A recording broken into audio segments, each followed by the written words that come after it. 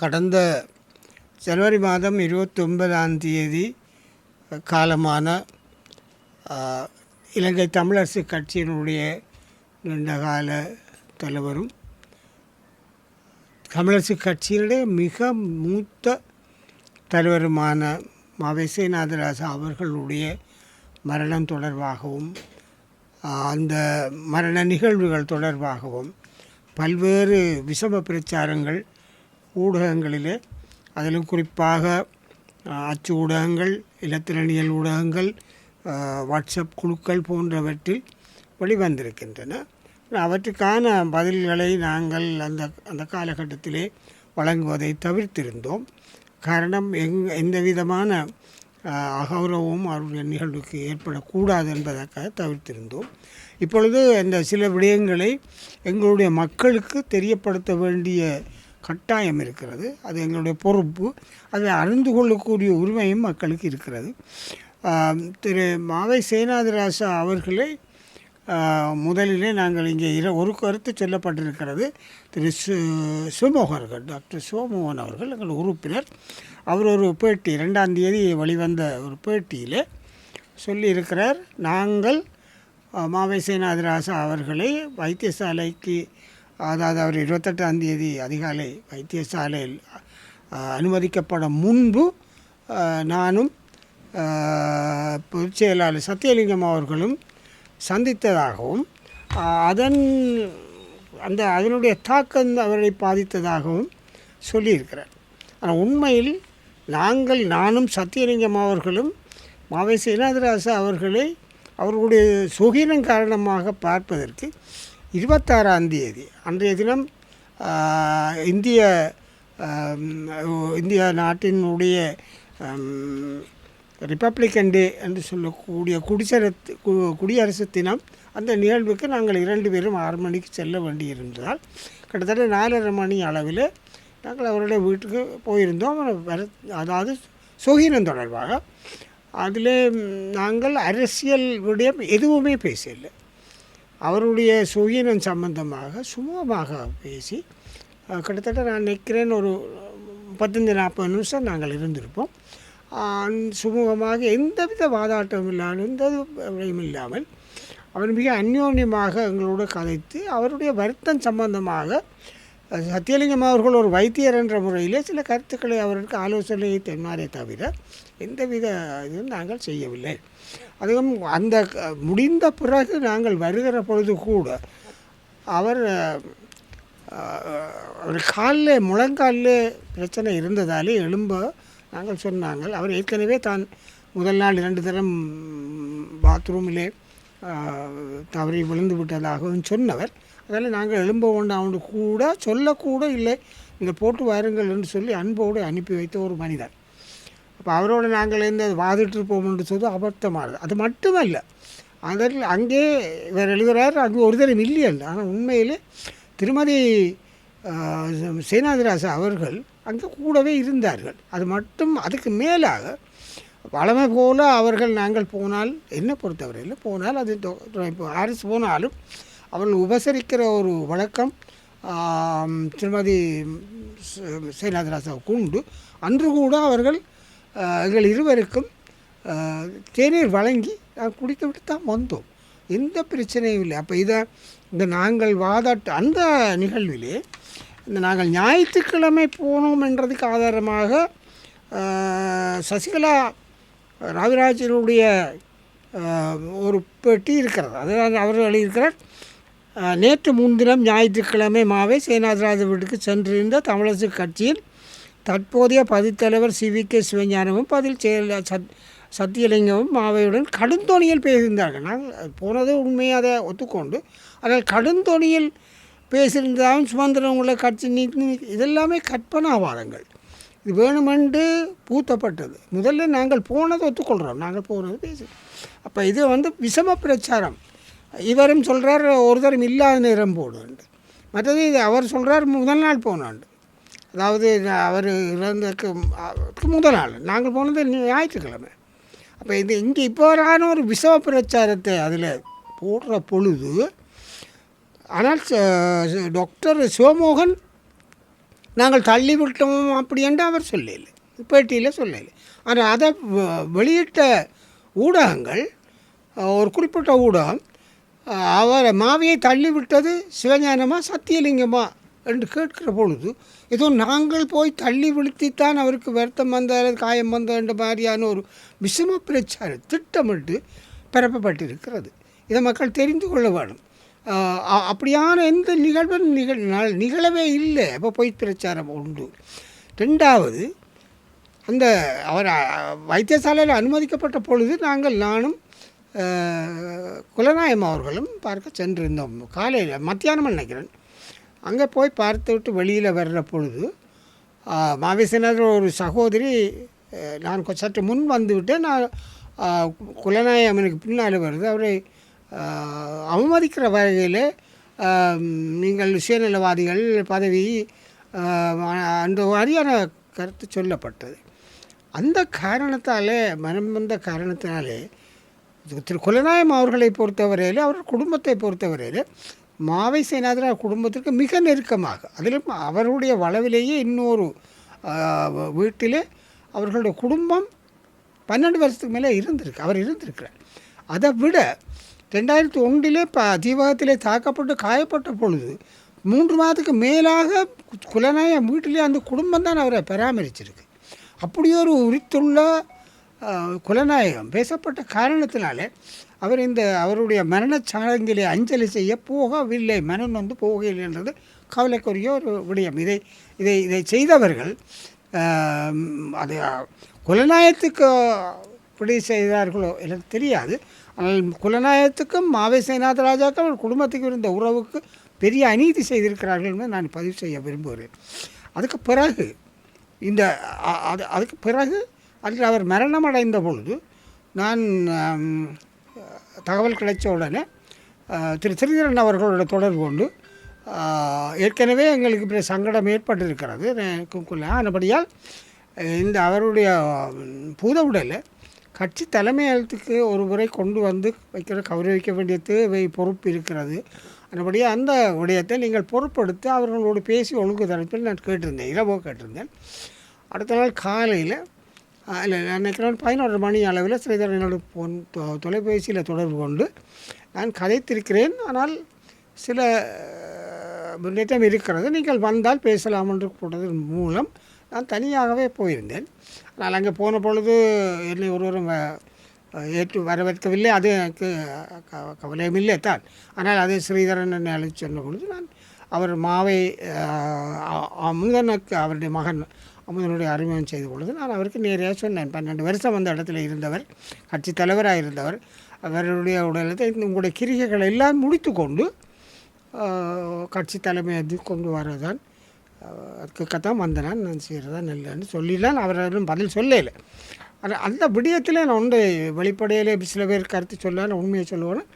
அந்த விடயத்திலே ஸ்ரீதரன் என்னோடு ஒத்துழைக்கிற ஒரு நிலைப்பாட்டில் தான் இருந்தது. ஏனென்றால் அதை நான் சொல்லி போட்டு வெளியில் வந்த பொழுது அப்படி மார்ட்டின் ரோட்லேயே அந்த பூத உடல் வைக்கிறது வேணும்னு சொன்ன பொழுது எனக்கு ஒன்று சொன்னார், அண்ணே தச்சலை கொண்டு போகிறதென்றால் நானும் சில மோட்டார் சைக்கிள்கள் ஒழுங்கு பண்ணுறேன், நீங்களும் ஒழுங்கு பண்ணி முன்னுக்கு கட்சி கொடியோடு போனால் நல்லதுன்ட்டு எனக்கு சொன்னவர். அது அப்போ அதில் கொஞ்சம் அவர் எனக்கு ஒத்துழைப்பான நிலைப்பாட்டில் இருந்தார்ன்றதை நான் மக்களுக்கு தெரியப்படுத்துவார். பின்னால் வந்து அதுகளை பின் நான் முயற்சிக்கல. ஆனால் அந்த விடயத்தில் அவர் ஒத்துக்கொண்டவர். ஆனால் பேர்ந்தாது அடுத்த நாள் 1ஆம் தேதி 2ஆம் தேதி மரணச் சடங்கு முதல் நாள் மாலையிலே எனக்கு ஃபோன் பண்ணி சொன்னார், அவர்கள் அங்கே மார்ட்டின் ரோடு கொண்டு வரதை விரும்பவில்லை, ஏனென்றால் நேரடியாக எஞ்ச போனால் இல்லாவிட்டால் மக்கள் குறைவாக இருக்குமென்று சொல்கிறாங்க. எனக்கு அதையும் தெரியப்படுத்திட்டார். அது அப்போ அந்த விடயத்தில் நான் என்ன சொல்கிறேன் என்றால் ஒரு விஷம பிரச்சாரம் இங்கே நடந்திருக்கிறது.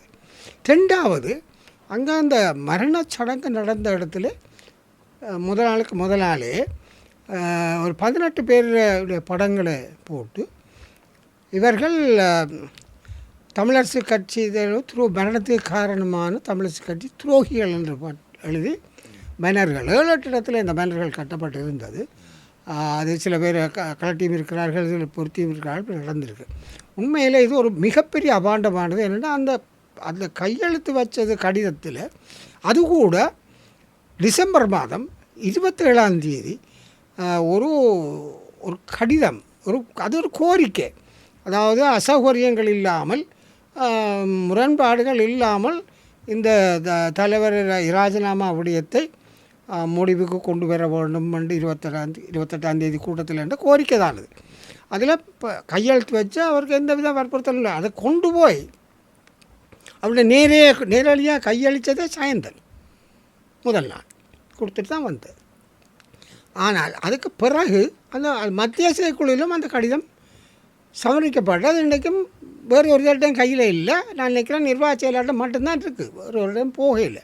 ஆனால் அந்த கையெழுத்து வச்ச ஆக்கள் அத்தனை பேரையும் குறி வச்சு துரோகி பட்டம் கட்டி பேனர்களை போட்டு மத்திய செயற்குழுவை போலித்தனமானது என்று சொல்லி ஒரு துரோகிகள் பட்டம் கட்ட அது வந்திருக்கு. அது மிக பாரதூரமான விஷயம். ஏன்னா ஒரு வாரத்துக்கு முன்னே கையெழுத்து வச்சு சமர்ப்பித்த ஒரு ஆவணத்தை வச்சு நாங்கள்லாம் அவருடைய மரணத்துக்கு காரணம் என்று சொல்லி அதுவும் ஒரு மிகப்பெரிய விஷம பிரச்சாரமாக நடைபெற்றிருக்கு. அப்போ எல்லாமே மாதக்கணக்கில் உள்ள விடயங்களை தொகுத்து திட்டமிட்டு இதில் தனியாக தமிழரசு கட்சி சார்ந்தவர்கள் தான் இருப்பார்கள் என்று நான் நினைக்கல. இந்த விடயங்களிலே இந்த தமிழரசு கட்சி ஏற்கனவே ஓரங்கட்ட வேணும் அல்லது ஒழித்து கட்ட வேணும் என்று நினைக்கிற அரூபகரங்கள் இதில் கையால் இருக்கலாம், சம்பந்தப்பட்டிருக்கலாம் என்றது ஒரு சந்தேகம் எங்களுக்கு இருக்கத்தான் செய்கிறது. தனியாக தமிழரசு கட்சி சார்ந்தவர்களாக இருக்க முடியாது, இருக்கலாம், அவர்களும் இருக்கலாம். ஆனால் வேறு ஆக்களும் இதில் பங்கு பெற்று இந்த சந்தர்ப்பத்தை பிரயோகித்து தமிழரசு கட்சியை உடைத்து விடலாம் என்ற நோக்கத்தில் செயல்பட்டதாகவும் நான் கருதுகிறேன். அந்த காரணத்தினாலே அந்த விடயம் தொடர்பாக நாங்கள் காங்கேசந்துறை போலீஸிலே நாங்கள் ஒரு முறைப்பாடு பதிவு செய்திருக்கிறேன். என்றால் எல்லா உறுப்பினர்களும் மத்திய செயல்குழு உறுப்பினர்கள். இப்போ தலைவர் என்ற ரீதியிலே எனக்கு அது கோரிக்கை விடப்பட்டது, நீங்கள் முறைப்பாடு செய்ய வேண்டியது என்னுடைய கடமை, நான் முறைப்பாடு செய்திருக்கிறேன், அது விசாரிக்கப்படும். ஆனால் மக்களுக்கு நாங்கள் சொல்ல வேண்டியது இதெல்லாம் ஒரு மாதத்துக்கு முன்னே வந்து ஆவணத்தை வச்சு அவருடைய மரணத்துக்கு நாங்கள்லாம் காரணம்ன்றது அவர்கள் ஏற்கனவே வருத்தங்கள் இருந்திருக்கிறது, அதெல்லாம் வேறு. ஆனால் நாங்கள்லாம் காரணம் அல்லது அவர் பேசித்தான் அவருக்கு அச்சுறுத்தல் வந்ததுண்டு எல்லாமே ரெண்டுமே பிள்ளை. அப்போ இது ஒரு விஷம பிரச்சாரம் எங்களுடைய கட்சிக்கு எதிராக முழு மத்திய செயற்குழுவினுடைய பெரும்பாலான உறுப்பினருக்கு எதிராக செய்து திட்டமிட்ட அபாண்டமான பிரச்சாரம். அது உண்மை அல்ல என்பதை மக்களுக்கு தெரிவித்து கொள்ள வேண்டிய கடப்பாடு இருக்கிறது, மக்கள் புரிந்து கொள்ள வேண்டும் என்பதும் என்னுடைய வேண்டுகோளாக இருக்கிறது. இந்த நேரத்தில் நான் மிக முக்கியமான ஒரு விடயத்தை தெளிவு செய்ய விரும்புகிறேன். திரு மாவை சேனாதிராஜா அவர்களுடைய என்னுடைய உறவு கிட்டத்தட்ட 30 வருஷத்துக்கு மேலாகுது. இதில் நான் மிகவும் மனநோவது ஒரு விடயம் இருக்கிறது. சில விடயங்களிலே நான் அவரோடு பல விடயங்களிலே வாதாடி இருக்கிறேன். ஆனால் எந்த ஒரு சந்தர்ப்பத்திலும் மாவே இன்னொரு சேனாதிராஜா இன்னொருவன் கடிந்து கொண்டதோ கடும் வார்த்தையில் பேசினதோ கிடையாது. அப்போ அப்படி கொத்த ஒரு உறவு இருந்த ஒரு மனிதன் அவர். அது மட்டுமல்ல, அவரை மாகாண சபைக்கு முதலமைச்சர் வேட்பாளராக முன்வந்து முதன்மையாக மாவட்ட கிளையோடு பேசி ஊடகத்தில் போய் முன்மொழிந்தவனே நான் தான் அப்பொழுது 2013. மற்றது 2020 அவருக்கு தேசிய பட்டியல் கொடுக்க வேண்டும் என்று நேரடியாக போய் சம்பந்தனோடு வாதாடினது நான் தான். ஒவ்வொரு கட்டத்திலே அவருக்கு எதிராக பேசப்படுகிற பொழுது கூட நான் அவருக்காக பேசியவன் தான். பிறகு மாகாண சபை காலம் முழுத்தலும் அவரோடு இணைந்து கலந்து பேசியே என்னுடைய கடமைகளை நான் நிறைவேற்றியவன்.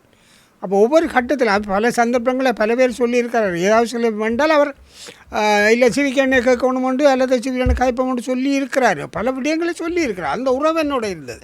அப்போ அப்படி கொத்து ஒரு மனிதன் ஒரு போராட்டத்திலே தன்னை தியாகம் செய்த ஒருவனுடைய மரணச் சடங்கு இப்படி ஒரு குழப்பமான நிலையில் செய்தது, இது தெய்வ நீதிக்கே மாறான ஒரு விஷயம்.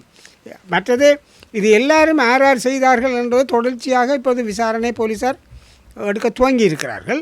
அவர்கள் தொடர்வார்கள் என்ற நம்பிக்கை எங்களுக்கு இருக்கிறது. கொண்டு போனவர்கள் கட்டினவர்கள் அவர்கள் கட்டாயம் பார்ப்பார்கள். இது சும்மா இருட்டில் செய்த விடயங்கள் இல்லை தானே. ஆனபடியால் உண்மை வரும். இந்த துரோகத்தினுடைய வெளிப்பாடு கட்டாயம் வெளிப்படும். மற்றது நான் ஏற்கனவே சொன்ன மாதிரி எங்களுடைய கட்சிக்காரர் மட்டுமல்ல, அரசு புலனாய்வு, வெளிநாட்டு சக்திகள், ஊடுருவல் சக்திகள் எல்லாமே இதில் சம்மந்தப்பட்டிருக்கின்றது தான் என்னுடைய கருத்து. ஏன்னா இந்த இடத்திலே தமிழரசு கட்சியை பிளவுபடுத்தலாம்ன்றது, அழித்து விடலாம்ன்றதும் அந்தோடு எண்ணப்பாடங்க இருந்திருக்கிறத நான் எங்களால் உணரக்கூடியதாக இருக்குது. அதைத்தான் நான் மக்களுக்கு தெளிவுபடுத்த விரும்புகிறேன்.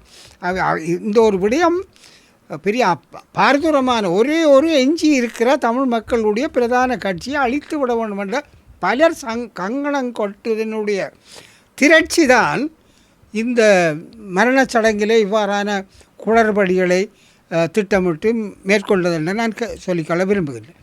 இன்னொரு கவலைக்குரிய விடயம் என்னவென்றால், திருமதி நான் ஏற்கனவே குறிப்பிட்ட பதிவை மேற்கொண்ட திருமதி சசிகலா ரவிராஜ் அவர் ஏற்கனவே எங்களோட கட்சியோட முரண்பட்டு அல்லது கட்சியிலேருந்து விலகி, நான் கட்சியில் இன்னும் விலகலைன்னு கட்சியில் உறுப்பினராக இருந்து கொண்டே இன்னொரு கட்சியில் போய் சங்க சின்னத்தில் தேர்தலில் போட்டிட்டு வருவார். அப்போ எங்களுடைய முரண்பட்ட ஒருவர் அவர் இவ்வாறான எங்களோட கட்சிக்குள்ளே எவ்வாறு பல பிரச்சனைகள் இருந்திருக்கு. ஆனால் நாங்கள் எப்பொழுதுமே சுமூகமாக, அதிலும் குறிப்பாக மாவியார் அந்த விடயத்தில் எல்லாரையும் சமாளித்து போன ஒரு மனிதன். அப்போ அவற்றிலே இப்படியான ஒரு பிழையான ஒரு தகவலை குடும்பத்துக்கு உள்ளே இருந்து சொல்வது ஒரு பொருத்தமானது அல்ல. கவலைக்குரிய விடயம். நாங்கள் அதில் மாவட்ட நாங்கள் அதாவது என்ன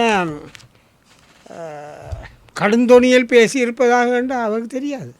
ஆக அங்கே இருந்த ஒரே ஒரு ஆள் திருமதி மாவேசேனாதராஜன் மட்டும்தான். நாங்கள் கடுந்தொனியில் பேசினதுக்கு அப்படி தெரியும். அப்போ இப்படியெல்லாம் ஒரு பிரச்சாரம் செய்கிறது எவ்வளோ நாகரிகமற்ற ஒரு செயல். இதை மக்கள் புரிஞ்சு கொள்ளணும் என்று நான் சொல்லிக்கொள்ள விரும்புகின்றேன். மேலும் இந்த விடயம் ஏற்கனவே நான் சொன்ன மாதிரி முறைப்பாடுகள் செய்யப்பட்டிருக்கின்றன. எதிர்வரும் 16ஆம் தேதி எங்களுடைய மத்திய செயற்குழு மட்டக்களப்பு களுவாஞ்சி குடியிலே கூட இருக்கிறது. அநேகமாக இந்த விடயம் அந்த கூட்டத்திலே பிரஸ்தாபிக்கப்படும், நிச்சயமாக பிரஸ்தாபிக்கப்படும். ஏன்னா அவர்களுக்கு அந்த நான் தலைவர் என்ற முறையிலே நான் என்னுடைய கடமையை நான் செய்த அந்த தெரியப்படுத்த வேண்டிய கடமை இருக்கிறது. அந்த விடயத்திலே இப்போ இதில் சம்மந்தப்பட்டவர்களே தகவல்கள் தெரிந்த விடயங்கள் எல்லாத்தையும் நாங்கள் அங்கே சொல்லி எங்கள் நேரடியாக சம்மந்தப்பட்டவர்களுக்கு தகவல் கிடைக்கிற ஆட்களுக்கு எதிராக நடவடிக்கை எடுக்க வேண்டிய கட்டாயம் இருக்கிறது. அந்த மாதிரியான ஒரு நிலைக்கு நாங்கள் செல்வோம், கட்டாயம் செல்வோம். ஏன்னா கட்சியை பிளவுபடுத்தியோ அல்லது அழித்தோ போகிறதுக்கான செயல்பாடுகளை கட்சிக்குள்ளுக்கு இருந்து செய்யக்கூடிய எவரையும் நாங்கள் ஏற்றுக்கொள்ளக்கூடியதாக இல்லை. அவர்களுக்கு எதிரான நடவடிக்கையும் எடுக்க வேண்டியது தவிர்க்க முடியாததாக இருக்கிறது என்று நான் நினைக்கிறேன். நான் யாரையும் குறிப்பிட்டு இப்பொழுது சொல்லவில்லை. ஆனால் சில விடயங்கள் எங்களுக்கு தகவல்கள் அங்கே வரும். பலருடைய தகவல்கள் அந்த கூட்டத்திலே தெரியப்படுத்தப்படும் என்று நான் நம்புகிறேன். அது எல்லாவற்றையும் சேர்த்து சில நடவடிக்கைகள், பொருத்தமான நடவடிக்கைகள் எடுக்க வேண்டிய கட்டாயம் நிகழும் என்று தான் நான் நினைக்கிறேன். இலங்கை தமிழரசு கட்சியின் பொதுச்சபை கூட்டத்துக்கு எதிராக திருகோணமலை மாவட்ட நீதிமன்றத்தில் தொடரப்பட்ட வழக்கில் ஒரு இணக்கப்பாடு எட்டுவதற்காக சிவஞானம் ஸ்ரீதரன், யோகேஸ்வரன், சண்முகதாசன் ஆகியோருடைய இணக்கப்பாட்டை முன்வைத்திருக்கிறதாக அன்னைக்கு தெரிவித்திருந்தார் ஸ்ரீதரன் அவர்கள். இது சம்பந்தமாக அவருடைய அந்த திருகோணமலை நீதிமன்றத்திலே அவர்கள் அனைத்த ஆவணங்களினுடைய பிரதி எனக்கு அனுப்பியிருந்தவர்.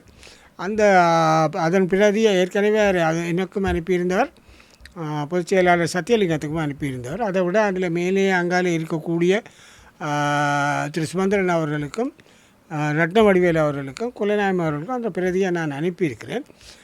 அது அவர்கள் அடுத்த தேதி 13ஆம் தேதி என்ன நிலைப்பாடு எடுப்பார்கள் என்று இன்னும் சரி. ஒருவேளை இப்போ அவங்களுக்கு அந்த கலந்து பேசுகிறதுக்கு நேரம் இல்லை. மத்திய செயற்குழுவிலையும் அதை பற்றி வாதிக்க முடியாது. அதுக்கு இந்த நாளுக்கு பிறகு தான் மத்திய செயற்குழு இருக்குது.